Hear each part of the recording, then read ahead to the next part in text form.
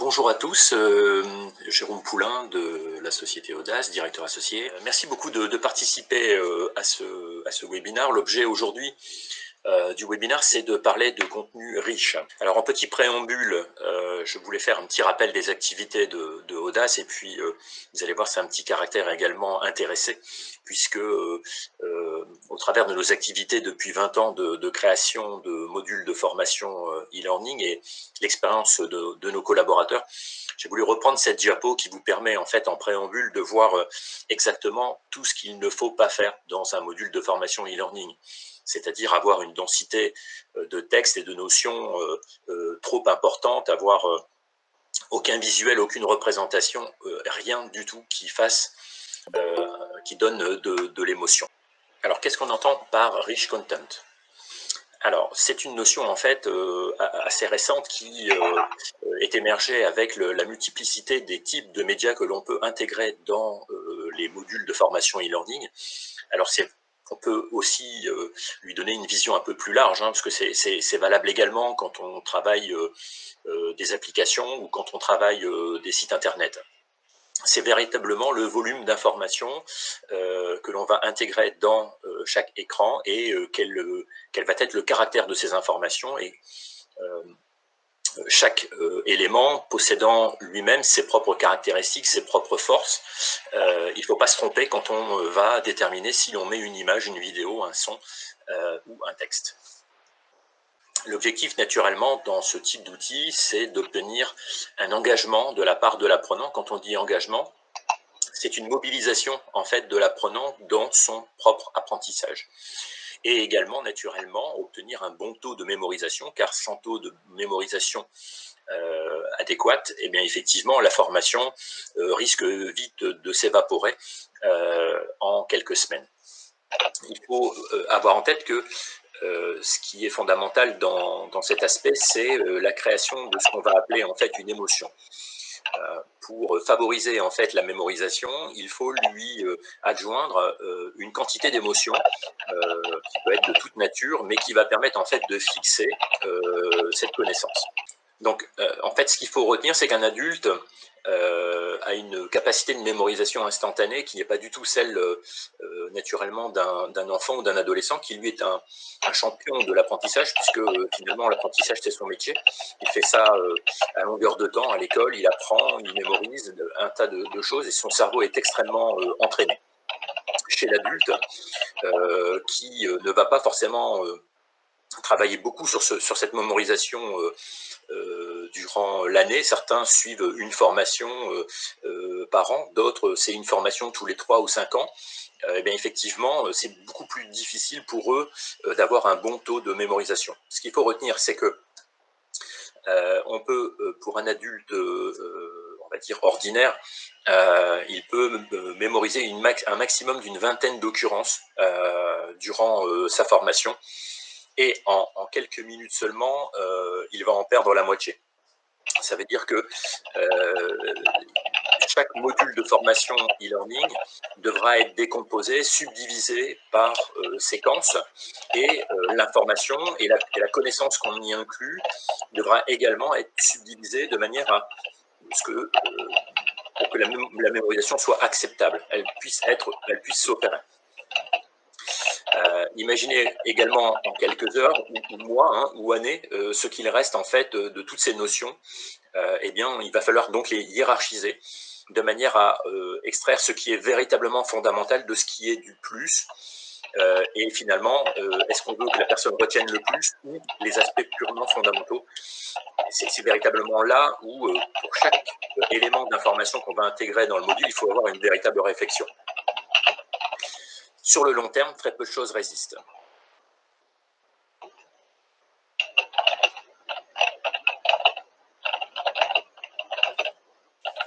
Alors, il peut aussi y avoir un effet inverse, c'est que la qualité visuelle prend le pas sur finalement la notion pédagogique. Et donc celle-ci peut totalement disparaître en quelques secondes, puisqu'en fait le cerveau s'est focalisé sur l'image et il n'a pas retenu en fait ce pourquoi on le regarde. C'est très typique par exemple dans la publicité, où finalement vous pouvez regarder un spot publicitaire qui est assez passionnant, et en même temps, à la fin de ce spot, ne plus savoir citer la marque qui correspondait au spot. C'est-à-dire que finalement, le spot était tellement bien qu'il a pris le pas sur l'objectif du contenu.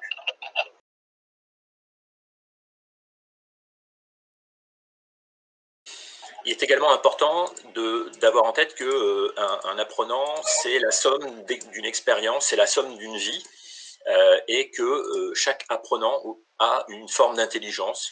Ces différentes formes d'intelligence, il les a mobilisées durant sa formation initiale. Tout ça a été également dopé dans le cadre de sa formation professionnelle et de sa vie de tous les jours. Il est clair que ces différentes formes d'intelligence sont plus ou moins développées chez certains types d'apprenants. Ce qui fait que chaque apprenant va avoir une relation tout à fait intime au contenu qu'il est en train d'observer, et chaque apprenant va avoir du coup une traduction de ce contenu qui va lui être propre, parce que ça passe par ces filtres d'intelligence qu'il va mobiliser. On va avoir quelqu'un qui effectivement a une intelligence logico-mathématique principale, qui va faire souvent l'objet en fait d'un pragmatisme aigu, n'aura pas du tout le même ressenti que quelqu'un qui est plutôt dans une intelligence plus développée sur, par exemple, la linguistique et tout un ensemble d'éléments plus métaphoriques que pragmatiques. On va également parler, toujours dans cette même logique, de différents types d'apprenants sur un point de vue purement de la relation de l'apprenant à l'objet en fait pédagogique. Encore une fois, si on reprend par exemple les théories de type HBDI, eh bien on va avoir en fait des cerveaux qui vont réagir d'une manière différente selon les stimuli, et certains vont réagir plus fortement quand il s'agit d'une relation directe, une relation interpersonnelle, où il va y avoir forcément cet engagement fort dans la relation entre les deux personnes, et cette personne va avoir par exemple une relation tout à fait froide à un objet de type image ou texte, qui va être purement par exemple des schémas, des infographies qui ne lui donneront, qui la laisseront totalement froide. En fait, bien maîtriser en fait ce type de cible, c'est aussi donc choisir des médias qui vont correspondre à l'attendu en fait de ce type de profil. Alors encore une fois, il n'y a pas de personnes qui sont tout à fait ou que imaginatives, à la différence de personnes qui seraient que séquentielles et qui aiment la répétition d'actions. Toutefois, on observe quand même que selon les groupes professionnels, on a des tendances. On a par exemple des tendances sur des ingénieurs métiers, ingénieurs dans l'automobile ou dans des métiers, par exemple, de l'énergie, où on va avoir des profils analytiques extrêmement développés. C'est donc important pour le formateur de bien connaître sa cible et de bien connaître les ressorts qui vont permettre de transmettre le savoir contenu dans le module.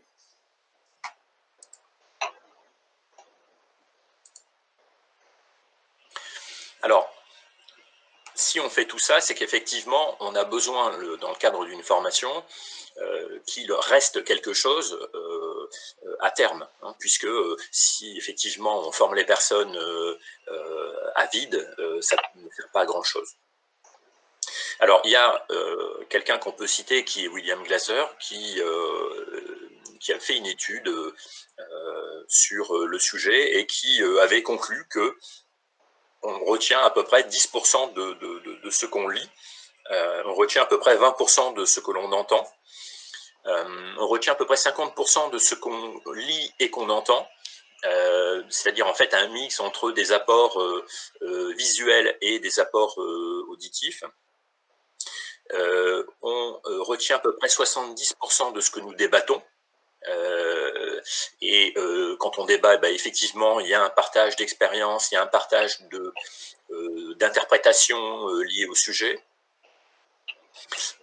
Et également jusqu'à 80% sur quelque chose que nous essayons, quelque chose que nous mettons en œuvre.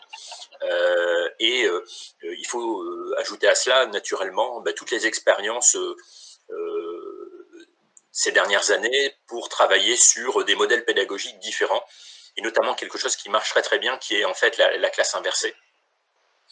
Donc, au lieu, par exemple, d'être en cours et j'apprends de manière passive et je suis chez moi, je fais finalement des devoirs qui me permettent de mettre en œuvre ce que j'ai appris dans la journée, mais on va faire l'inverse. C'est-à-dire qu'on va plutôt chez soi apprendre, par exemple, sous la forme de module e-learning ou de visio, où là, par exemple, effectivement, il n'y a pas d'interaction, mais en fait, quand on va faire la mise en œuvre chez soi, en classe, pardon, et bien là, on va pouvoir partager avec l'enseignant et on va pouvoir partager autour d'une étude de cas. C'est-à-dire que ça va mobiliser directement la compréhension et pas que l'acquisition de connaissances. Et ce type de modèle permet effectivement d'avancer très vite avec des apprenants jeunes et pourquoi pas aussi avec des apprenants adultes.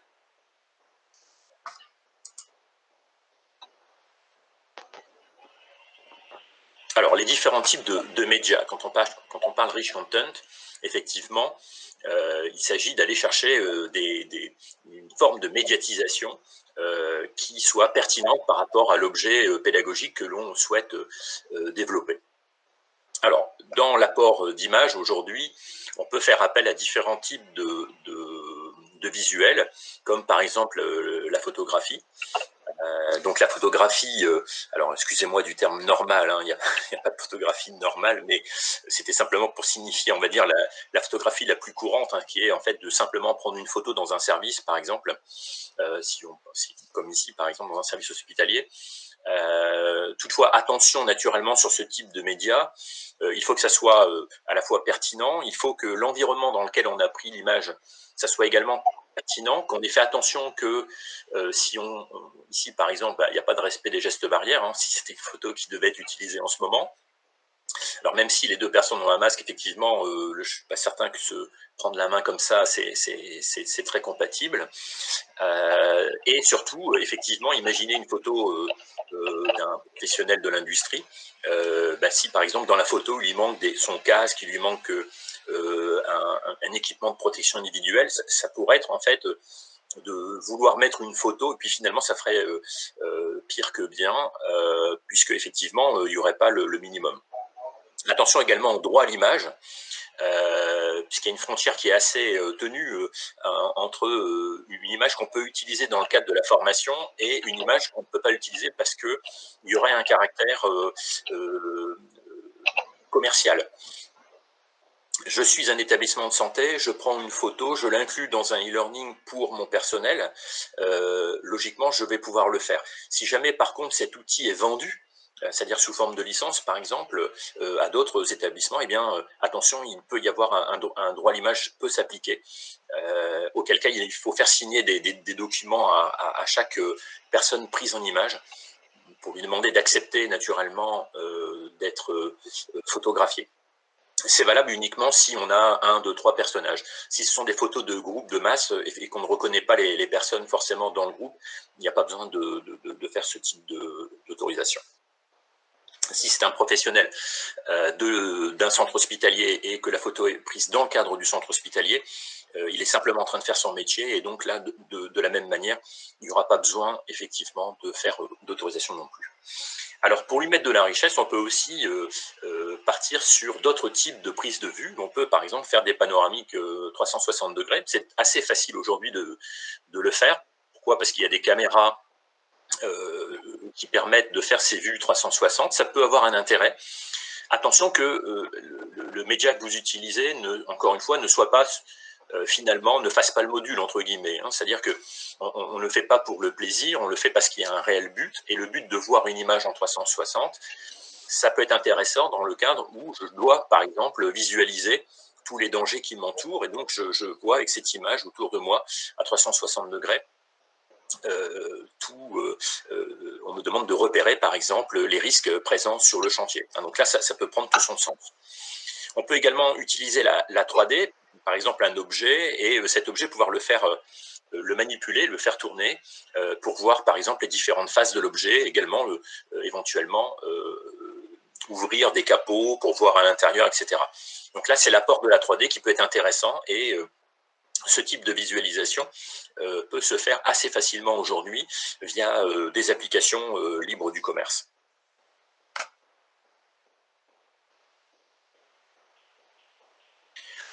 Le deuxième moyen assez intéressant en pédagogie, c'est de passer par l'infographie. Alors les infographies, ce sont des représentations visuelles qui permettent en fait de simplifier la compréhension de l'apprenant, lui donner une mise en perspective ou une représentation sous la forme de schémas, de cartes heuristiques, de dessins. C'est assez simple à faire, même si, avec les outils d'aujourd'hui, même si on veut que ça soit vraiment joli, passer par un graphiste peut être aussi une bonne solution. Donc je dirais que l'infographie n'est pas très onéreuse. Par contre, effectivement, si on veut qu'elle ait un caractère un peu plus élaboré, mais le coût peut augmenter très très vite si l'on passe par un directeur artistique.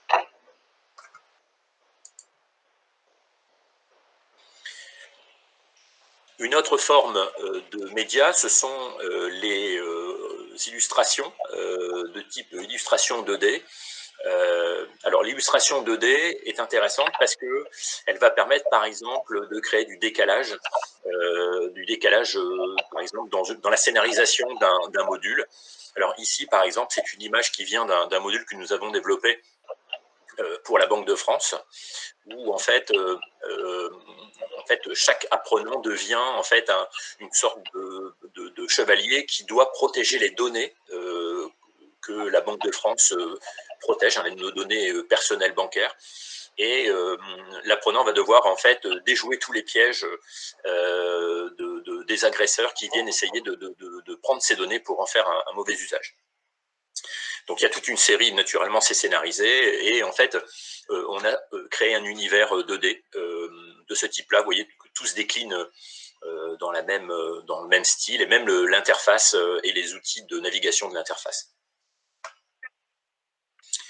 C'est un peu plus onéreux à faire, puisque là il faut passer effectivement par un graphiste. Ce sont des images, pour l'instant, relativement fixes. Maintenant, on peut passer aussi à d'autres types de médias, comme par exemple la vidéo, et notamment la vidéo 360. Alors, dans ce type de vidéo, l'idée, c'est effectivement d'aller rechercher des images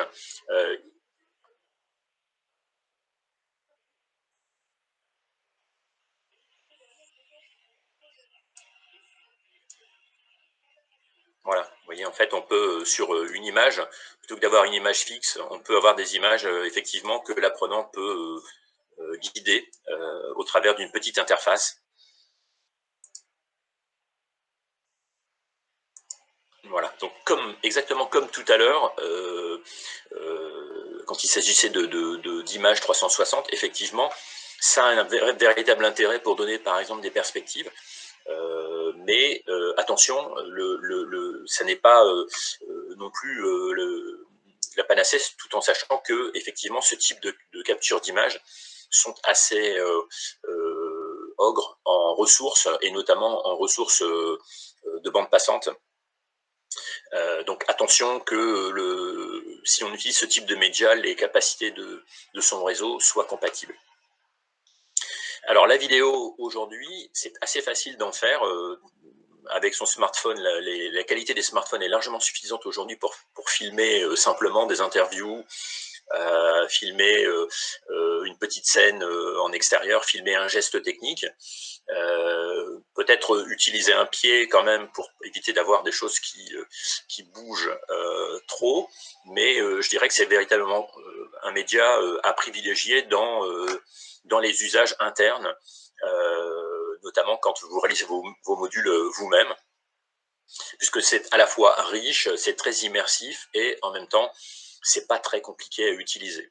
Alors attention, de la même manière que tout à l'heure, au son, puisque n'oubliez pas, la vidéo, ça prend tout le son environnant, donc il faut avoir bien paramétré tout ce qui est autour de vous, de manière à ce qu'il n'y ait pas des sons qui viennent perturber l'écoute des commentaires éventuels ou de l'interview. Alors, un petit micro-cravate, par exemple, hein. Un micro-cravate, ça vaut 50 € et ça permet d'avoir vraiment une très bonne bande audio que le téléphone ne saura pas capter.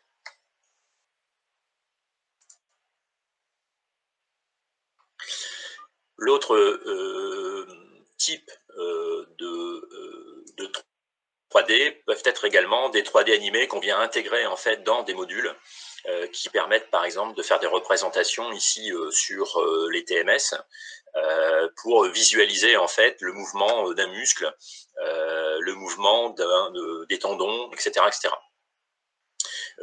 Ces 3D animés sont un peu plus complexes à réaliser parce qu'elles nécessitent d'avoir fait de la modélisation et que cette modélisation soit suffisamment proche de la réalité.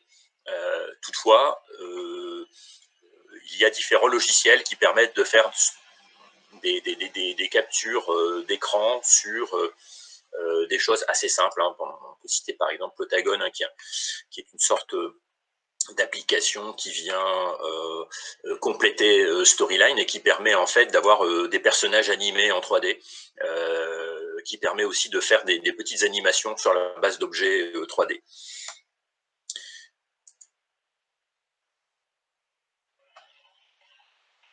L'autre objet qui peut être également créé via l'animation en vidéo, c'est ce qu'on va appeler aujourd'hui le motion design, c'est-à-dire en fait des animations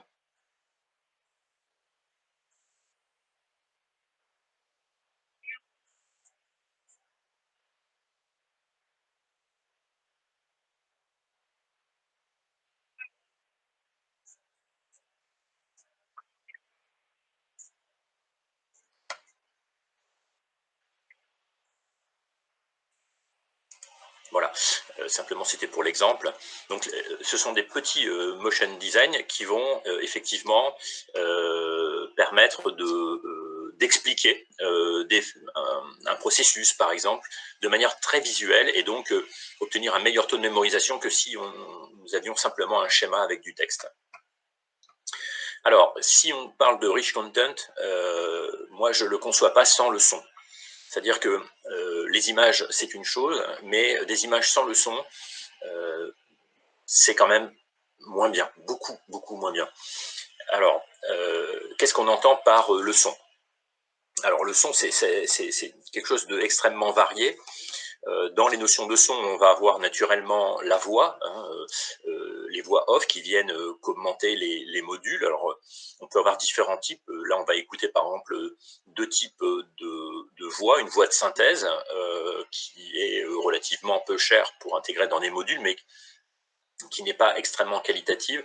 Et puis une voix de comédien qui, lui, c'est un acteur derrière, un acteur voix.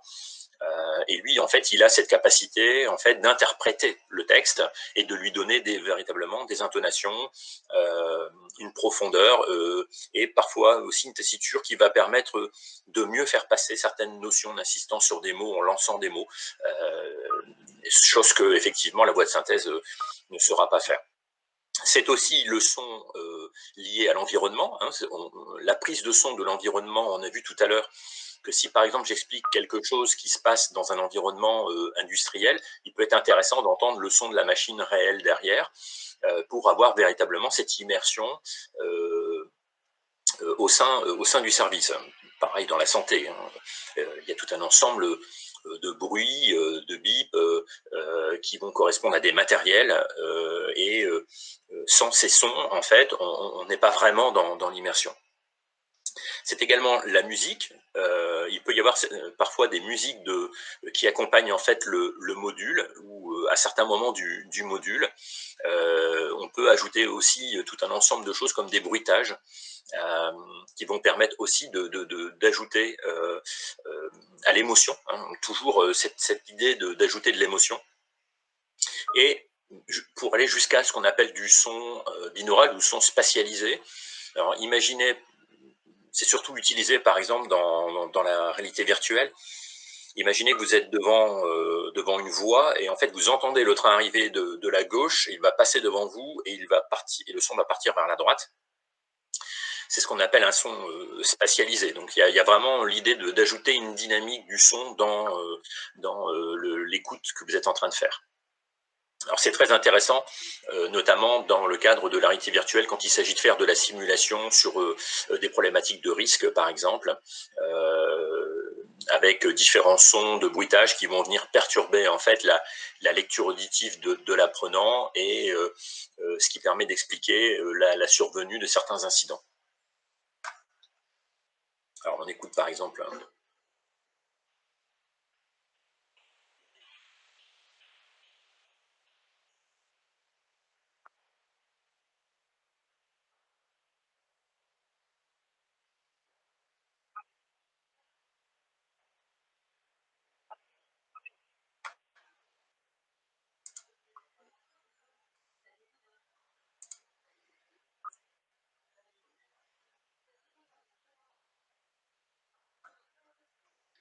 D'accord, je vois que certains me disent qu'on n'entend pas le son.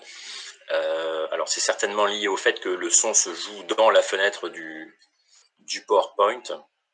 Ça n'est pas très grave, vous verrez que en fait pour la même scène prise avant en voix de synthèse et la même scène prise ensuite avec les voix de comédiens, c'est absolument différent et je vous laisserai de toute façon Nathalie à l'issue de ce webinaire vous enverra naturellement le PowerPoint pour tous les participants et vous pourrez revoir ou écouter effectivement les sons de manière un peu plus sereine. Alors, quelques cas spécifiques en termes de rich content. Alors, par exemple, dans la réalité augmentée, on va venir ajouter en fait dans la visualisation, par exemple sur smartphone ou sur tablette, on va venir ajouter en fait des objets, des sons, des vidéos, des voix, des acteurs, des personnages 3D, etc., etc., qui vont se superposer à la réalité et venir apporter des éléments de connaissance. C'est aussi le cas, par exemple, dans la réalité mixte.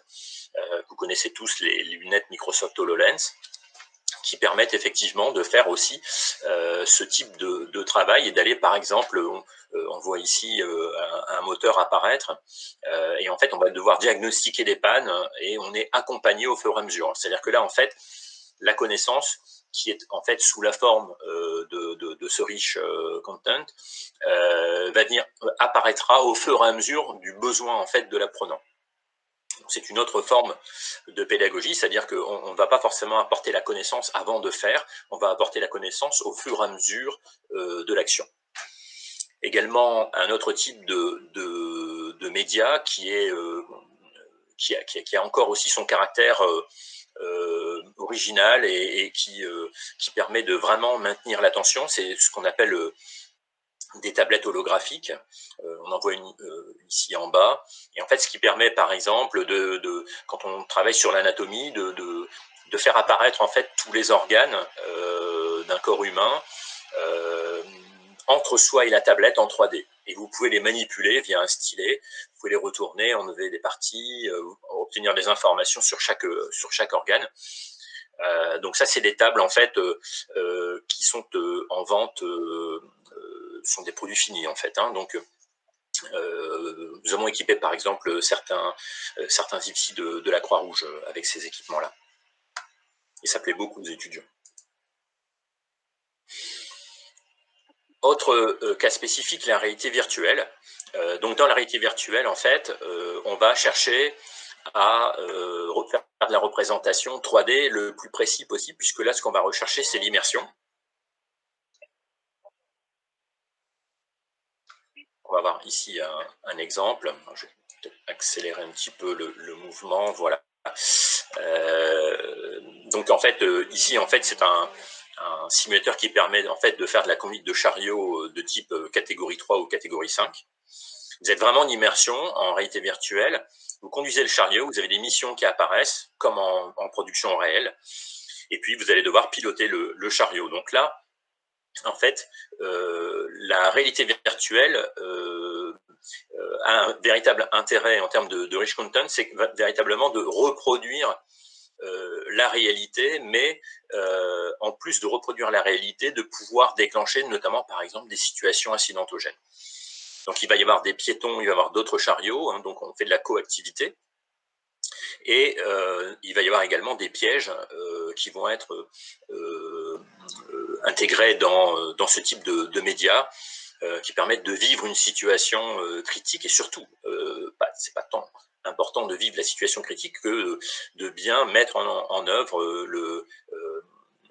le protocole que l'on a appris et l'expérimenter face à une situation concrète qu'on ne pourrait pas reproduire au réel.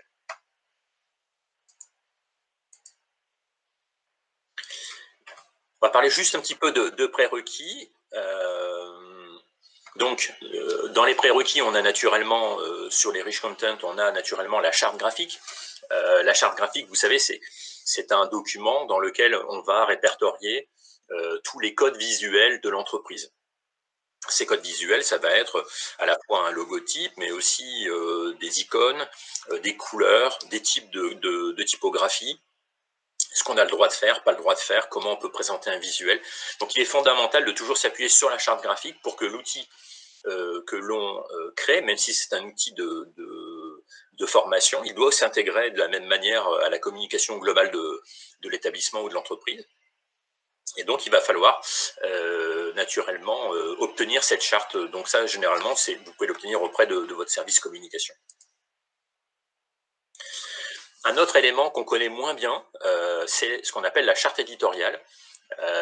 Vous connaissez la charte graphique avec effectivement les couleurs, les images, les typographies, mais il y a aussi une charte éditoriale qui peut être créée.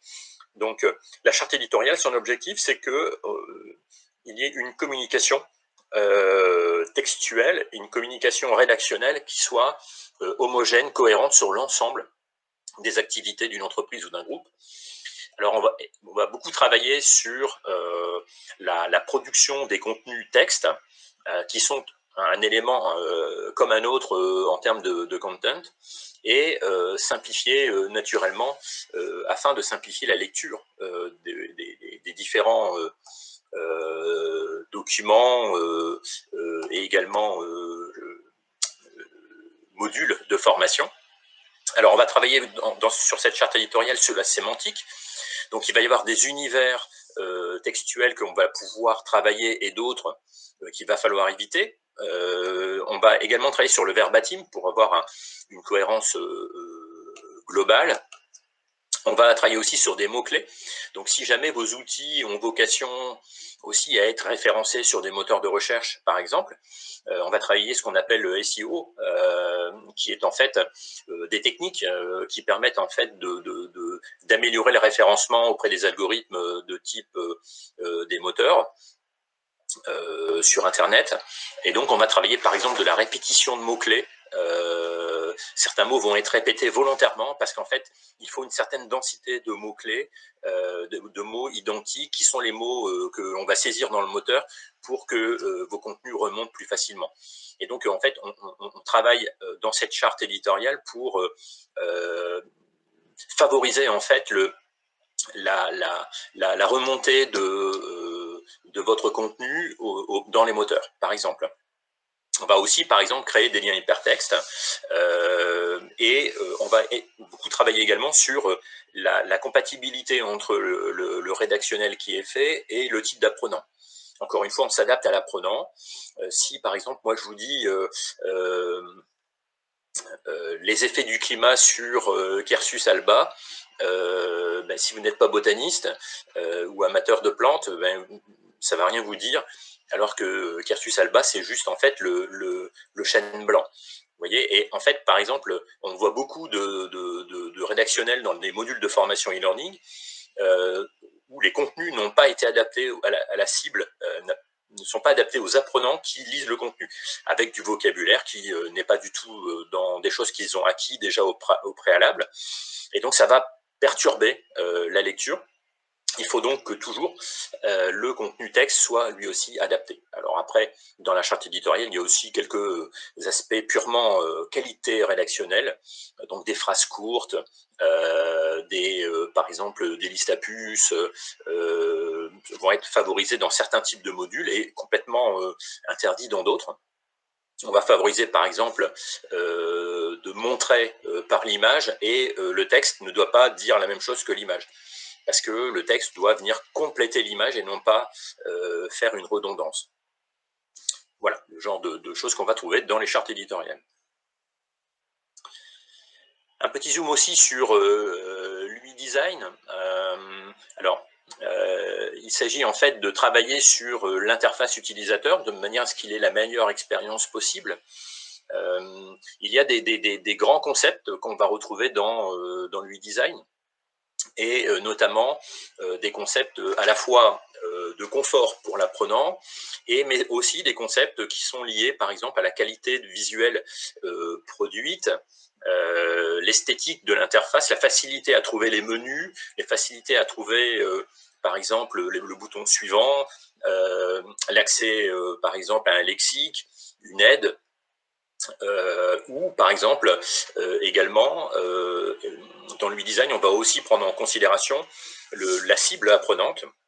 Et si on doit par exemple diffuser sur un public large, eh bien, il faut que par exemple tous les critères d'accessibilité aux personnes handicapées soient pris en compte dans le caractère de l'UI design qu'on va générer, en respectant un certain nombre de contraintes qui peuvent être par exemple certaines couleurs ne peuvent pas se superposer, ou certains niveaux de contraste minimum doivent être intégrés, certaines typographies ne doivent pas être intégrées, ou par exemple, quand vous intégrez une image dans votre contenu, il faut que cette image ait un substitut textuel pour les personnes qui ont des navigateurs, par exemple pour les personnes malvoyantes, où le navigateur va lire non pas l'image, mais va lire le texte de substitution.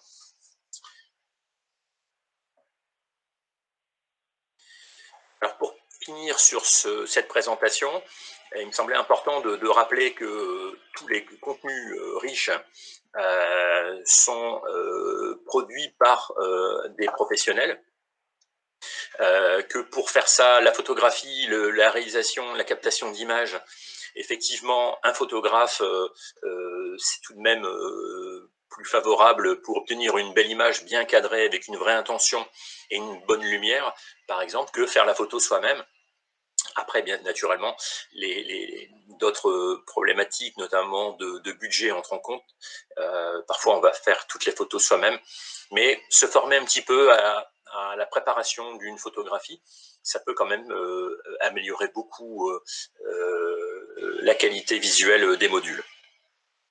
Tout ce qui est de l'ordre de l'UI design et de l'ordre des chartes graphiques, des adaptations, de l'intégration des contenus, eh bien, on va faire appel à un directeur artistique ou un graphiste ou un UX designer. Alors l'UX, à la différence de l'UI, c'est que l'UX va plutôt travailler sur finalement une phase 2, c'est-à-dire qu'on va intégrer l'UI et puis on va voir ce qu'en fait l'apprenant, ce qu'il comprend, ce qu'il comprend pas, ce qu'il utilise pas, et on va modifier par la suite en fait l'application en fonction de cela. Vous connaissez de ces images. On va montrer par exemple l'UI design, ce sont les routes entre les immeubles, et puis l'UX design, c'est montrer les chemins de terre qui se sont creusés dans la pelouse parce que personne ne prend la route, mais tout le monde coupe à travers la pelouse à cet endroit-là. Voilà, c'est la différence entre l'UI et l'UX. Le troisième type de profil, c'est ce qu'on appelle le réalisateur numérique. C'est quelqu'un qui est un graphiste qui va produire soit de l'illustration, ça peut être de l'illustration 2D, ou de la modélisation 3D. Le quatrième profil, c'est le concepteur pédagogique qui va travailler sur la rédaction des contenus textuels.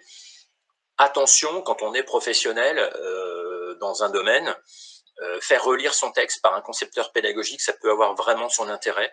Parfois, on ne se rend pas compte à quel point on peut être compliqué quand on rédige.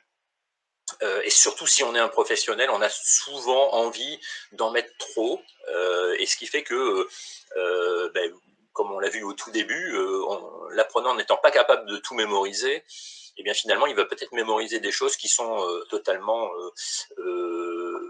annexe à l'objectif premier pédagogique qui était d'être capable de retenir telle notion. Et enfin, il a toujours quand même il a partie prenante dans le développement, même si on parle de rich content, c'est le développeur, car tout n'est pas possible selon les types de médias, les types de diffusion des modules, si on passe par le web, si c'est une application. Et donc, faire participer le développeur dès l'origine du projet, ça va vous permettre d'éviter des erreurs ou des déceptions, parce que vous pensiez pouvoir faire de la 3D, et puis au final, ça n'est pas possible. Enfin, celui que je viens ajouter à la fin, qui est rarement quelqu'un d'intégré dans les structures, qui est en fait le comédien voix off. Des structures telles que la nôtre, nous passons par un studio de comédiens. Toutefois, il est véritablement fondamental. Faites l'expérience de regarder un film d'action et vous coupez le son, et vous allez voir que c'est assez ridicule.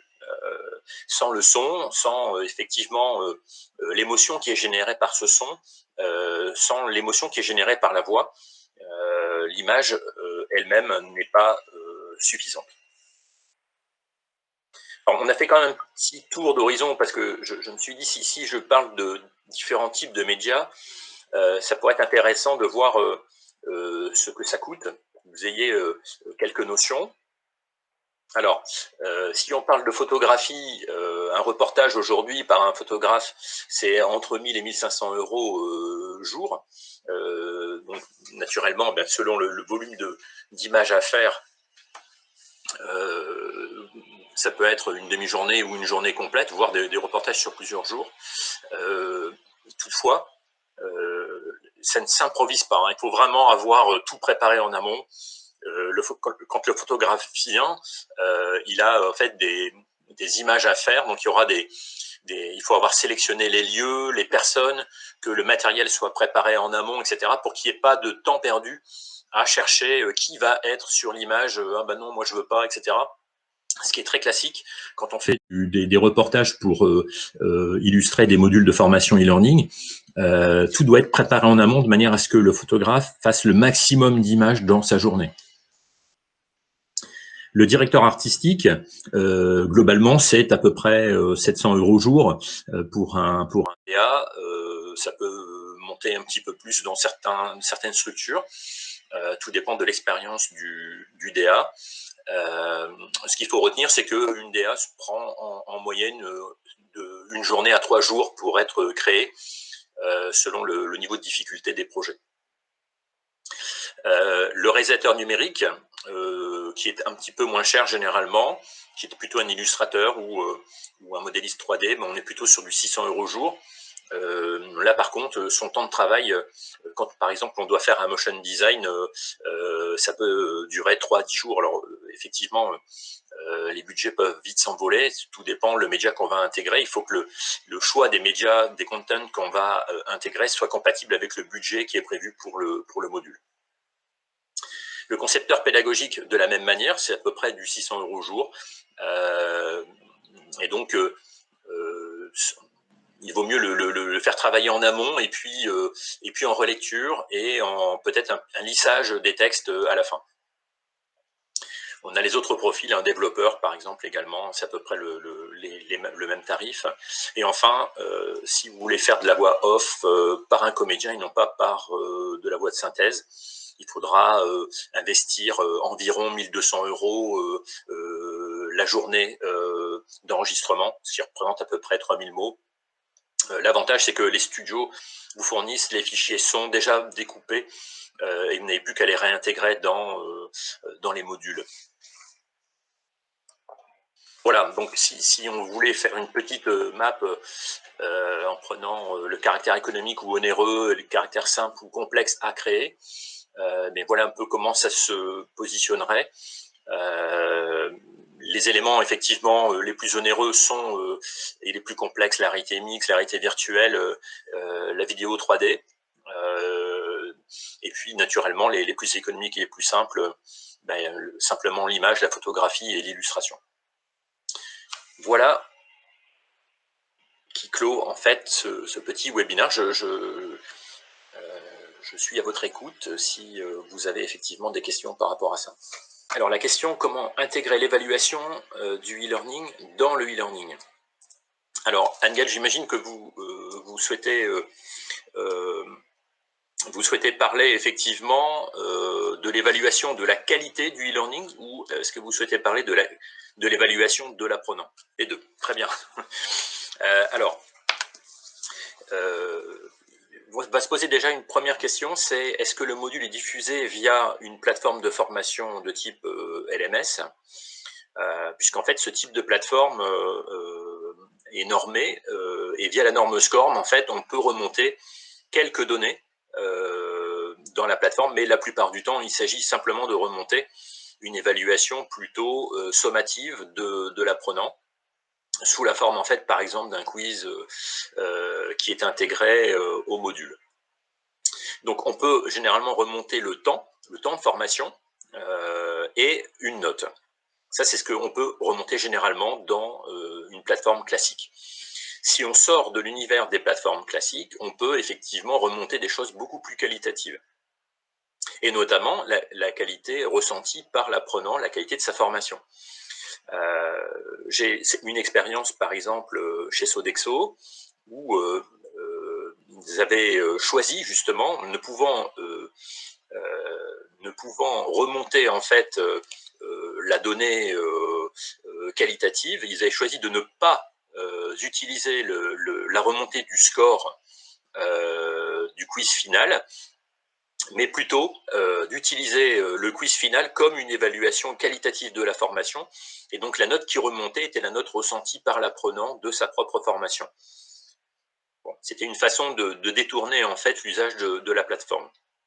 Sinon, généralement, dans les modules, à la fin, chaque apprenant reçoit un formulaire qui lui permet, alors ça peut être un lien via le module, hein, un formulaire qui lui permet qu'il remplit et qu'il retourne au créateur, en fait, du module, qui permet, en fait, de tirer des statistiques sur à la fois la transmission des connaissances, la qualité de compréhension du module, la qualité de médiatisation du module, le temps qui a été mobilisé sur le module. Vous savez, par exemple, que dans le monde de la santé, je ne le répéterai jamais assez, mais les modules sont beaucoup trop longs. On voit encore des modules de plusieurs heures, totalement, à mon sens, anti-pédagogiques. Il faut... Les apprenants ne peuvent pas mémoriser quelque chose en 3h30 de e-learning, ce n'est pas possible. Il faut donc permettre, en fait, à l'apprenant de faire des pauses, et les pauses doivent être prévues par le concepteur pédagogique. Ça n'est pas à l'apprenant de choisir le moment où il doit s'arrêter. C'est au concepteur pédagogique d'avoir prévu que, effectivement, là, il y a une notion importante, eh bien, je vais la mettre en œuvre, et puis on va s'arrêter là, et on va reprendre un peu plus tard sur une nouvelle notion. Le temps pour l'apprenant de réaliser la mémorisation, en fait, de cette notion, et pas plutôt, comme ça se pratique beaucoup, voire 10, 15, 20 notions dans un module d'une heure. Je peux vous assurer que dans un test à froid, il n'en reste rien. Et donc l'évaluation à chaud, elle permet effectivement d'être intégrée, en fait, directement dans le module. C'est généralement sous la forme de quiz si c'est de l'évaluation sommative, mais ça peut être aussi sous la forme d'activités à réaliser si c'est de l'évaluation formative. Nous avons une expérience, par exemple, avec l'Institut national de la transfusion sanguine, où globalement, si vous terminez la formation, vous êtes forcément à 100%, puisque vous ne pouvez pas continuer dans la formation. Entre chaque notion, entre chaque séquence, il y a des études interactives, et pour réaliser cette étude interactive, eh bien, vous devez mobiliser tout ce que vous avez appris juste avant. C'est-à-dire que si vous vous trompez, ça veut dire que certaines notions n'ont pas été comprises, vous devez revenir sur ces notions, et vous ne progressez dans le module que si vous êtes toujours à 100%. Ce type de formation permet de se garantir que le minimum des notions qu'on a prévues que l'apprenant mémorise ou comprenne, bien que ça soit le cas à la fin de la formation. Et ne pas s'arrêter sur une formation où un apprenant aurait, par exemple, c'est le cas parfois, une note de 60-65%. Alors à 65%, on valide la plupart du temps les modules, mais qu'est-ce qu'on fait de quelqu'un qui sait à 65% du niveau de connaissance qui est attendu? Est-ce que c'est suffisant? Qu'est-ce qu'on déclenche comme autre formation derrière? Ce problème véritablement de la note est une problématique, enfin, c'est à la fois une problématique historique de la formation, mais vouloir placer en fait la note de 20 sur un volume de connaissances qui est au-delà de la capacité d'un apprenant à mémoriser, je ne suis pas certain que ça soit une bonne façon de comprendre si, par exemple, il a 10 sur 20, effectivement, on lui donne son diplôme. Est-ce que véritablement c'est une bonne façon de pratiquer? J'en suis pas convaincu du tout. Je préfère largement un apprenant qui est à 95% parce que là, je suis sûr que il a retenu ce que je voulais qu'il retienne et qui est fondamental, et je ne le laisserai pas avoir son certificat ou son diplôme s'il n'est pas arrivé à ce stade-là. Voilà un petit peu les choses qu'on peut retenir. Les quiz peuvent être également riches en termes de qualité visuelle. On peut faire des tas de choses sur de l'analyse d'images, retrouver les défauts dans une image, réassortir un certain nombre d'étapes, par exemple, sous la forme de différentes photos, les remettre dans l'ordre par rapport à une procédure, hein, je ne sais pas, par exemple un lavage des mains, pour prendre toujours l'exemple du monde de la santé. Donc en fait, visuellement, on peut effectivement obtenir des choses assez riches et pas tomber dans le quiz avec simplement quelques textes et puis une boîte à cocher. Alors il y avait une question de Formagogie. Quelle plateforme permet cela? En fait, la norme SCORM permet en fait de remonter un volume d'informations. Il y a une quarantaine à peu près d'assets préprogrammés de type SCORM qui peuvent être remontés dans la plateforme. Toutefois, selon les plateformes sont configurées pour en accueillir 3, 4, 5, 6, une dizaine maximum si on parle par exemple de Moodle. Ce qui fait que là où théoriquement on pourrait remonter beaucoup de choses, malheureusement la réalité fait que la plupart du temps les plateformes sont extrêmement sont intégrées hein, dans l'outil informatique des entreprises et sont souvent plutôt à minima en termes de qualité de réponse. Alors on peut faire des quiz, il y a par exemple aussi du rendu de travaux, hein, si vous prenez par exemple une Moodle, vous pouvez demander à un apprenant à l'issue de sa formation de créer une synthèse et de la déposer dans la Moodle par exemple. La remonte, ou vous pouvez également créer un exercice plus complexe que la personne peut télécharger, pardon, et également, par exemple, pour une date donnée, pour telle date minuit, avoir fait le rendu, et ça remonte en fait au pédagogue.